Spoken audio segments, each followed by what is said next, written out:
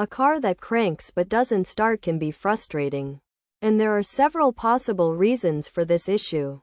Insufficient compression is a likely cause, which can be due to leaking seals and gaskets. Since a car needs spark, air, and fuel to generate power, any leaks will prevent it from starting. This problem typically requires the expertise of a technician, who will test the engine for compression and either repair or replace the faulty gaskets and seals.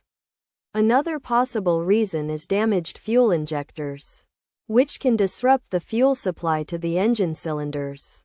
To fix this, a multimeter can be used to test the fuel injectors, and if necessary, they should be replaced to restore the fuel injection system's function. A faulty fuel pump can also be the culprit, as it will fail to supply sufficient fuel. In this case, the pump should be inspected, and the pressure checked using a pressure gauge.